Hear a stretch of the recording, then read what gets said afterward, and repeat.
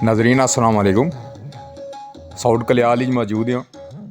चौधरी अरसलान आबद वल चौधरी आबद हुसैन साउथ कल्याल जी। निकाह उन्होंने अज माशाअल्लाह जी इस सिलसिले में तकरीब हुई है, जिसने विच दोस्त अहबाब रिश्तेदार सारियां शिरकत की है जी।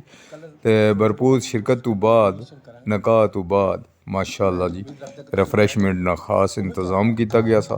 तो अच्छो दोस्तों अहबाब तकने जी, काफ़ी सारे दोस्त तुसाने इसने में वो सन जेड़े तुस अज तकने हो भाई या पहले तुस काफ़ी अरसा उन्हें मिले से जी।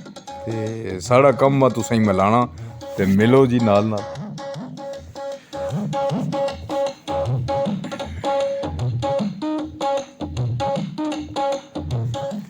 ये निकाह जो है हाले रुखसती नहीं हुई, रुखसती बाद ही चोसी।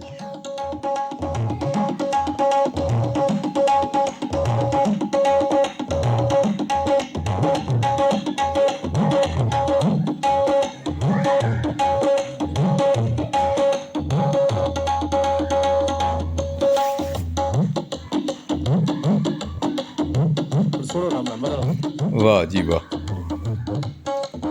सारे दोस्तों भरपूर शिरकत की जी।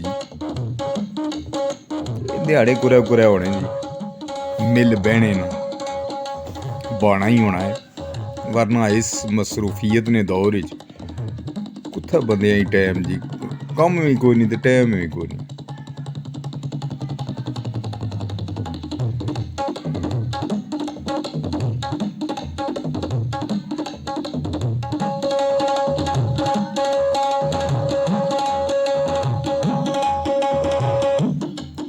बहुत सारे दोस्त जिहड़े वे राबते च रहने, उन्हें सारियां दा शुक्रिया अदा करना खास करी जी, जिहड़े अपनियां मुहब्बतां दिन रात इज़हार करने रहने।